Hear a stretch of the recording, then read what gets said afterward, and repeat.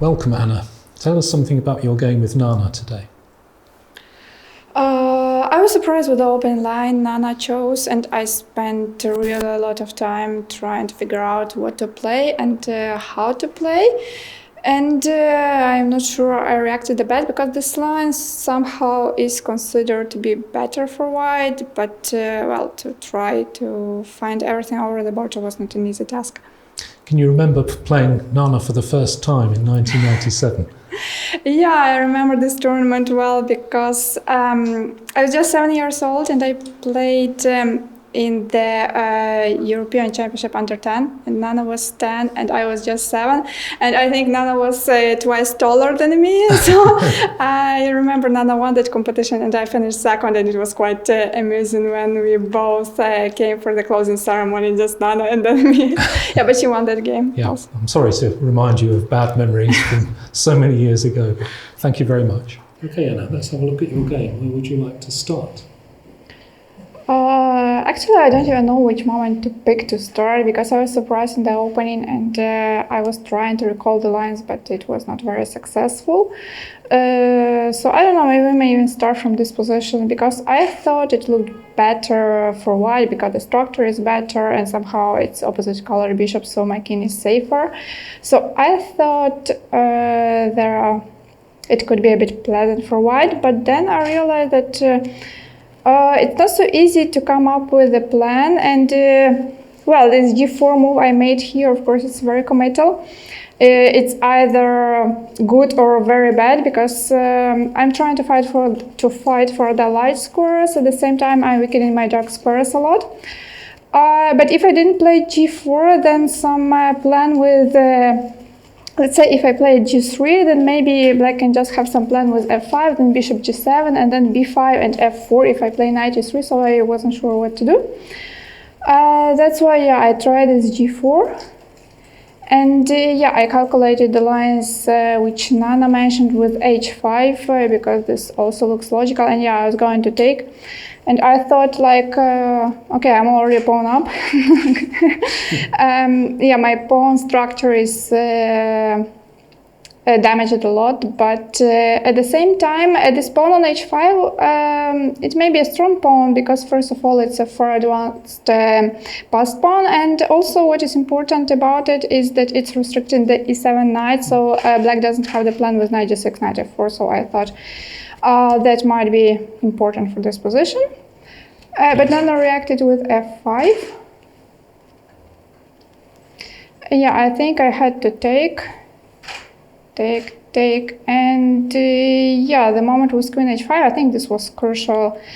Because, you know, our game looked very plain, and it was just like we traded a lot of pieces and then it ended in a draw, but there were quite many lines and quite many possibilities on every move. That's why we both actually spent quite a lot of time and found ourselves in the time trouble quite quickly. So yeah, besides queen h5, there was queen g4, there was bishop d3, there was bishop h3. I don't know.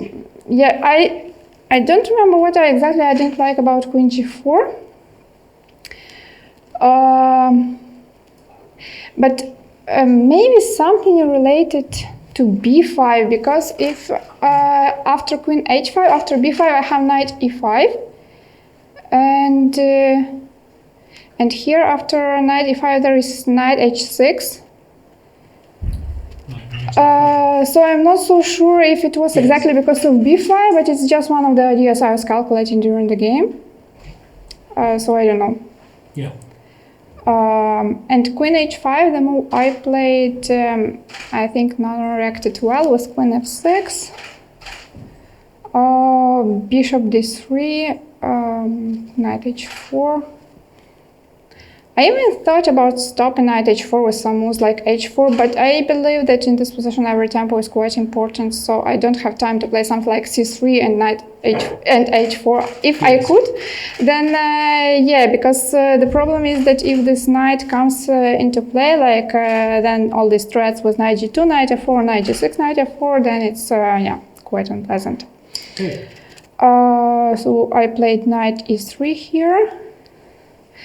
Because if I castle, then black trades the queens with queen h6, and I think white can have nothing after the trade. So I have to hope that my king is better and try to keep the queens on the board, but it's not so easy to do. So I played knight e3, bishop h6. And here, I kind of went for knight g4, which is more or less forcing all the trades. Because I think I didn't have much choice. The other options were, okay, knight f5 is not really an option. Just one more back, because if I play knight f5, it's just a worse version, because here black can play king e7 and black has some extra tempis. And another possibility was, I think, long castle. And I don't know what, knight g2? Yeah, knight g2. And then black takes the pawn. Queen e2, queen f2. Yeah, queen e2, queen f2 is another interesting trick. If not... If queen h3, then there was queen f4. Yeah. And if not, just one move back. No, castle, that's okay. Yeah, if queen h3, then even queen f2 again. Queen f2 again. But knight f4 maybe it's stronger, no? Yeah, maybe it's even stronger. And if I try to play something like king b1, then black takes, and the problem is that on the next move, black puts the bishop on f4, and it kind of closed the important f-file. Closes lines, yeah. So yeah, and after knight g4, it was more or less forced. Okay, thanks very much, Anna.